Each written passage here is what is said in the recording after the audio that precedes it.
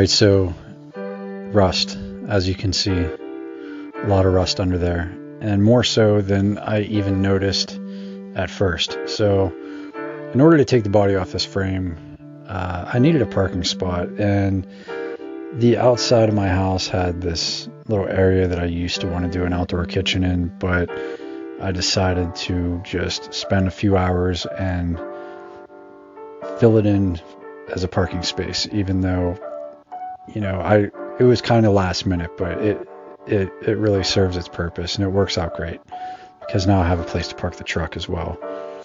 But this is what I want to do to this car now. First, I need to unbolt the body, obviously, remove all steering components to remove the body, and prepare for the front straight axle, and remove the rear axle because it's one wheel peel. It's an open rear end. And then I basically want to sand the frame and, you know, get new floor welded into the body.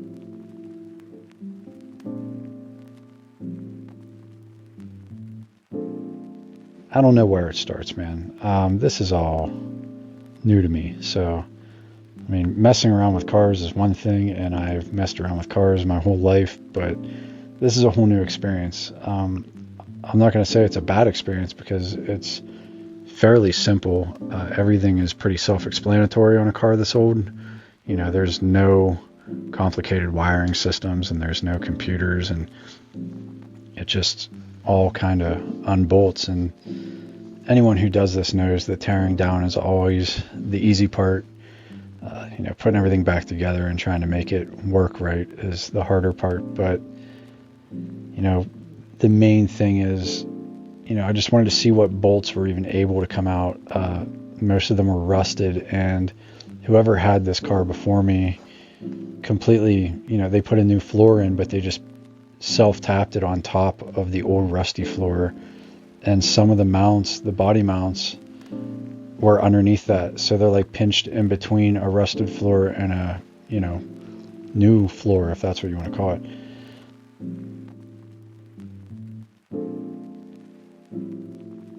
These guys, whoever, I mean, I don't know, guys, girls, whoever worked on this car before me, they literally were just setting it up to go down a track. That was the sole purpose. I don't think that they were planning on driving it, you know, every day or anything like that. It was just going to be a drag car, and they were on the right track, but it, you know, ultimately they slapped it together. It's a complete, you know, slap job. There's nothing done right on this entire build, so I have to pretty much undo everything that was already done, and almost everything that I did in part one. And the reason for that is, you know, when I pulled this thing in originally, it was yellow, as you know, and it was horrifying to look at. You know, like, I just couldn't even picture what I wanted to do to it without just seeing it black. So I threw this simple, you know, black paint job on it, and ignoring, you know, a lot of the body filler and stuff, because it's ultimately going to get painted again. This was just a quick spray job to satisfy me for the week, but ultimately it has to be resprayed. Everything, you know, there's a lot of, the body's in great shape, and so is the frame, but the floor is completely rotted. So my original plan for this whole ordeal was to just lower it a little and, you know, drive it, drop an engine in it and drive it, you know, here and there, you know, on the weekends, whatever, take it to car shows. But and you know, as you know, in the last episode, I you know, painted the floor. You know, I did the Rust-Oleum, you know, bed liner on the floor and in the trunk, and painted the car and all this, and tried to make everything nice that was already done. But the more I dig into this, you know, the more I'm realizing that everything needs replaced. Like, everything needs done. And I'm okay with that, because it's a project that, you know, I don't want to half-ass it, and I don't want to, you know, make it unsafe. Like, it can't be unsafe. You know, you guys are going to get to see the engine in the next episode that's getting dropped in this, it was supposed to be this episode. The engine is finished, but there's no point in dropping an engine on a rusty frame when I have to redo the frame.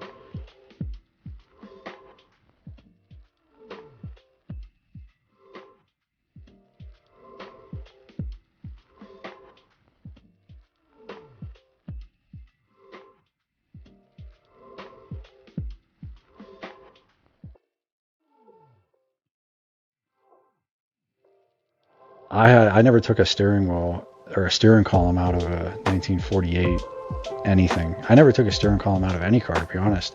I've taken steering wheels off, but never the entire steering column and all the components in the front. I never needed to. So I just figured this is getting a straight axle, and there's no point in leaving all of this stuff in here. Like the steering column will come back in, but in order to get the body off, obviously it goes through the firewall, so it has to come off. And it took a little bit to figure it out. I had to get on Google and read some forums, and everyone was saying, just cut it in half. It's hopeless and blah, blah, blah.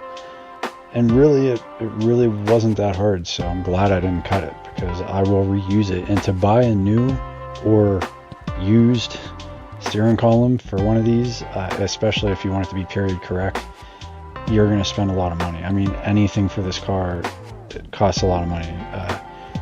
A piece of trim for the door, you could look upwards of $300. For the hood ornament, you're looking at $300. So I'm not in the business of wasting parts. Like, everything that I take off here was done carefully. I didn't beat anything up, and everything's reusable. I can put all this back together, but most of it I won't need to. Yeah. So I had to take half of the steering column out through the front, and I had to take the top half off through the car.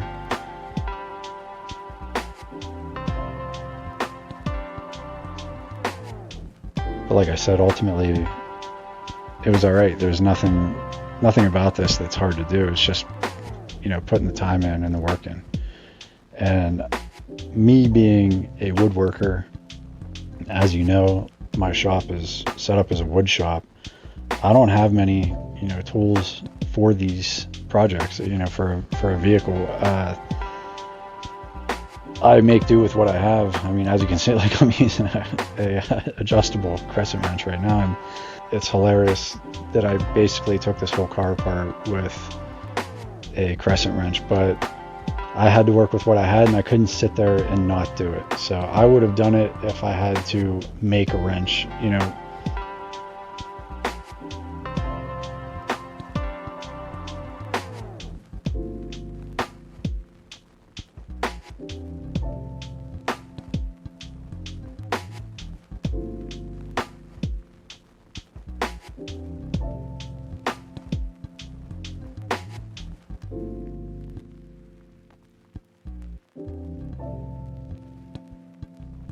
I didn't have to cut too many bolts. We had to cut a few on the body, but they were, like I said, they were old ones that were underneath the newer floor that was thrown in there. So making some progress with the front end. But in order for that straight axle to come in, it all has to be taken off. Now this, you'll notice it gets kind of weird here. No, I don't mean like the guy that's dancing around, but when I was taking this off, I don't want to call it the wrong name. I mean, it's like an arm, but it's not a control arm. But I don't know, maybe it's. But it's all spring loaded. The spring's still in there, the shock's still in there. So I was nervous that it was just gonna like shoot out when I took these bolts out, and so that's why I'm like kind of standing back, and I'm like, because it's ready to go. Because the other side seemed to have had more tension on it. This one, it just kind of went off, and it wasn't a big deal.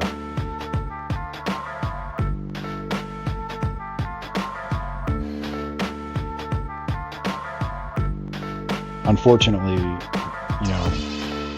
coming up, some of the bolts, were really there's an example. That's what they look like underneath. Those are the actual bolts. To take, all the components off the front, I needed to get to those 8 bolts.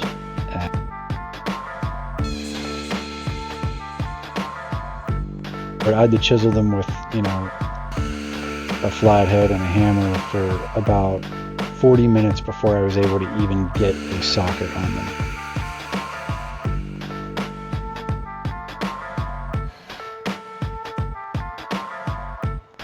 And here is the process of that. If you're wondering what I'm doing up there with a screwdriver, that would be it.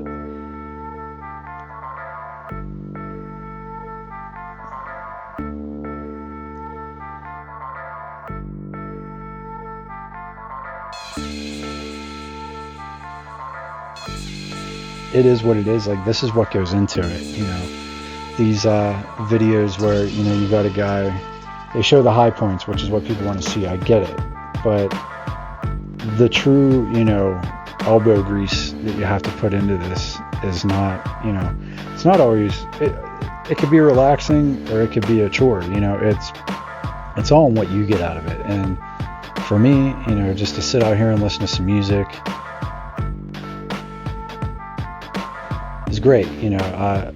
I wouldn't want to sit out here and spend, 90 hours on someone else's vehicle. That's just not my trade. It's not what I would want to do. I don't want to be a mechanic. I like woodworking, but I've always had a fascination since, 4 years old. I knew I was going to own one of these, and so I'm going to make the best out of it. And I felt like, this isn't a DIY video by any means. I hope that no one's, trying to learn from me. This entire series is simply for ideas. I looked on YouTube. I cannot find this car. There's a few videos of this car, of showing the outside of one that was for sale or whatnot, but there are no build videos or build series on a D24. I can't find one. I can't find a picture of one that's a gasser. I can't find a picture of one that's a lowrider. I can't find a picture of one that was set up as a street rod. There's no rat rods. The only pictures I can find of them are period correct. And so I have no basis to go off of how I want this to look. It is simply just being, I'm winging it. I go off of other Plymouths and, that are around the same year, that have the same type of body style. But ultimately they are a little different looking and the fenders are different, but they're sort of the same. So I can kind of see what, base it off of that. But ultimately there's nothing to go off of. I mean, you just gotta wing it and hope that it turns out. And, you learn as you go. In the first series, I wanted to build a lowrider. I had no plan of tearing the floor out, of taking the cab off. There was no plan of that. There was no way I wanted to go through all that. I wanted to just drive it. And I mean, it completely is the opposite now. The rear end, found out it's one tire fire, one wheel pill, whatever you want to call it, an open rear end. There's no posi traction in it. There's no limited slip. It's the same thing. I know I'm going to hear hell for that, but there's no, I don't understand why the guys that owned this before me, I mean, they literally, it was a track car, but I can't understand why they had racing slicks and they had all this set up for racing and had it looking almost like a gasser, and it was a one wheel pill. I just don't know why they put all that other time into making it a race car when it only, I don't know, it didn't get any traction. So it was kind of like a waste of time. But unless, they took that rear end out and threw a different one. I don't know. They probably just worked with the parts they have. I don't know. I'm speculating for no, and I don't even really care. All I know is what I have to do is undo what they did. Almost everything.